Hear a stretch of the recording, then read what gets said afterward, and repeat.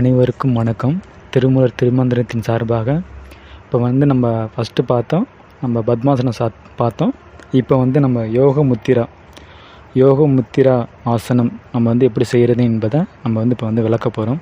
திருமூலர் திருவடிகள் சரணம், முருகப்பெருமான் திருவடிகள் சரணம், வள்ளல் பெருமான் திருவடிகள் சரணம். அதில் செய்முறை என்னன்னா, யோக முத்திரா பத்மாசன நிலையில் உட்கார்ந்து கொண்டு கைகளை மிக இலக்கமாக முதுகுக்கு பின்புறம் கட்டி கொள்ளவும். நாடி நெஞ்சை தொடும்படியாக வைத்து கொண்டு மூச்சை மெதுவாக வெளியே விட்டவாறே நாடி நெஞ்சை தொடும்படியாக வைத்து கொண்டு மூச்சை மெதுவாக வெளியே விட்டவாறே முன்னெற்றி தரையில் தொடும்படி மெதுவாக குனியவும். சில வினாடி இந்நிலையில் இருந்த பின் தலையை நேராக முன்போல் நிமிர்த்தவும். நிமிரும்போது மூச்சை உள்ளிழுக்கும் முறையை கையாளவும்.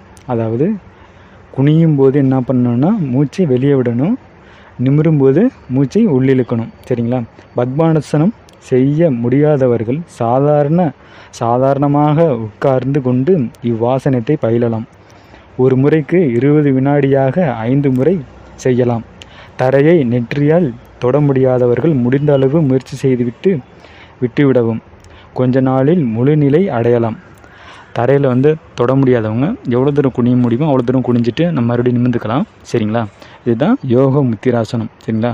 பத்மாசனத்தில் உட்காந்து கைகளை நம்மளால் எப்படி கட்ட முடியுமோ அப்படி பின்னாடியாக கட்டிக்கணும்.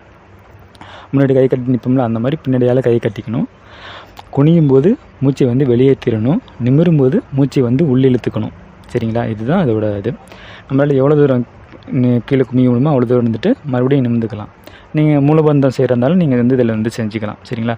ஏதோ உங்களோட குருவோ உங்களோட தெய்வத்தையோ இஷ்ட தெய்வத்தையோ வணங்கிக்கிட்டு நீங்கள் இதில் வரலாம். இதோட பலன்கள் என்னன்னா, முதுகின் தசை எலும்புகள் வயிற்று உறுப்புகள் புத்துணர்வு பெறும். கல்லீரல் மண்ணீரல் அழுத்தமடைந்து நன்கு வேலை செய்யும். மலச்சிக்கல் நீங்கும், தாது இழப்பு பலக்குறைவு நீங்கும், நீரிழிவு நோய் நீங்கும், தொந்தி கரையும், முதுகெலும்பு நேராகும், அஜீரணம் மலச்சிக்கல் ஒழியும், நுரையீரல் நோய்க்கிருமிகள் நாசமடையும். பெண்களின் மாதவிடாய் நோய்கள் நீங்கும். வயிற்றில் ஆப்ரேஷன் செய்திருந்தால் 6 மாதம் இவ்வாசனம் செய்யக்கூடாது. சரிங்களா? 6 மாதம் வயிற்றில் ஆப்ரேஷன் இருந்தால் 6 மாதம் இந்த ஆசனம் செய்யக்கூடாது. சரிங்களா? ஆசனத்தை நீங்கள் ரொம்ப இது பண்ணி செய்யக்கூடாது, ஸ்ட்ரெஸ் பண்ணி செய்யக்கூடாது, ஃப்ரீயாக செய்யணும். சரிங்களா? நன்றி, வணக்கம். திருச்சிற்றம்பலம், தில்லையம்பலம். ஓ நமச்சிவாய, ஓ நமச்சிவாய. ஏதேனும் சந்தேகங்கள் இருந்தால் நீங்கள் தெளிவு பண்ணிக்கொள்ளலாம் கமெண்ட் பாக்ஸில் கொண்டு.